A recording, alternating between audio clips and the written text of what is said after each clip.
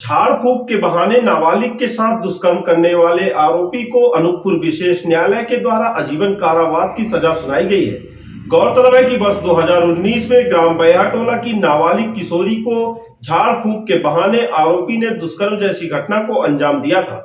विशेष न्यायाधीश अनूपपुर के न्यायालय ने थाना बिजरी के अपराध क्रमांक 214/19 की धारा 376 भादवी 3/4 पॉक्सो एक्ट एवं SC/ST एक्ट में आरोपी गेंदलाल उर्फ बुल्लू केवट स्वर्गीय ददैया केवट उम्र 45 वर्ष थाना बिजरी को धारा 376 भादवी में 20 वर्ष श्रम कारावास व 2000 रुपए जुर्माना, धारा 3/4 पॉक्सो एक्ट में 20 वर्ष श्रम कारावास एवं 2000 रुपए जुर्माना तथा धारा ST/SC एक्ट में आजीवन कारावास व 2000 रुपए जुर्माने से दंडित किया गया है। जेल की सभी सजाएं एक साथ चलने के कारण कुल मिलाकर आरोपी को आजीवन कारावास एवं कुल 6000 रुपए अर्थदंड की सजा सुनाई गई है।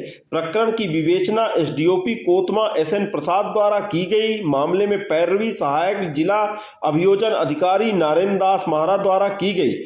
प्रभारी जिला अभियोजन अधिकारी हेमंत अग्रवाल द्वारा मामले की जानकारी देते हुए बताया गया कि दिनांक 29/7/2019 को फरियादिया ने अपने पिता के साथ थाना बिजरी में एक लिखित शिकायत दर्ज कराई कि पीड़िता करीब 1 साल से चिल्लाना एवं हाथ पैर अकड़ना व आंखें चढ़ जाना बीमारी से पीड़ित थी। कई बार फुनगा अस्पताल में मेरे माता पिता इलाज कराए, फिर लोगों के कहे सुने से झाड़ फूंक कराने की सलाह पर मैं अपने नाना के साथ पड़ोस के रहने वाले बुल्लू केवट से झाड़ फूंक करवा रही थी।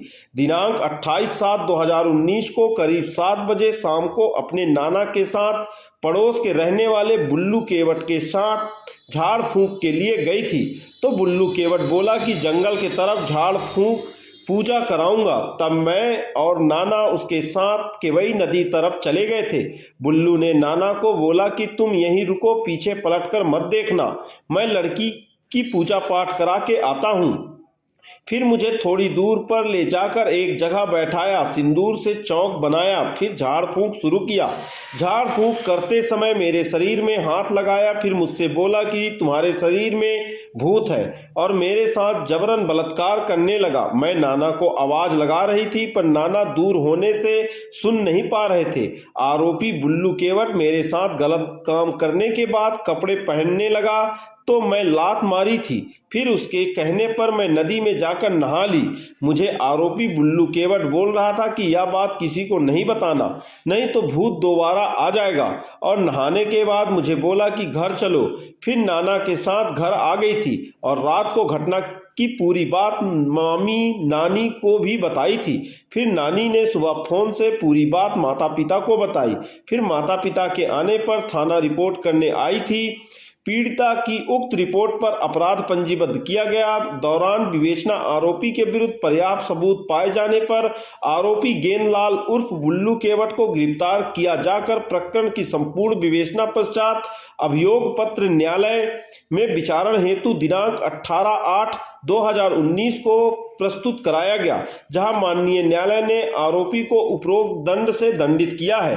गौरतलब है कि इस फैसले के आ जाने से कहीं न कहीं पीड़िता के परिवार को खुशी मिली है, वहीं पीड़िता को भी खुशी मिली होगी कि उसके साथ बहला फुसलाकर दुष्कर्म जैसी घटना को अंजाम देने वाले आरोपी को आखिरकार न्यायालय ने आजीवन कारावास की सजा सुनाई है।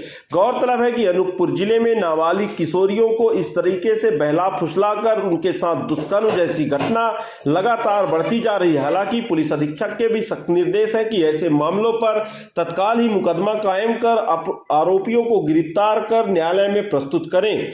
अब जिले की पुलिस भी इसी तरह कार्रवाई करने में जुटी हुई है।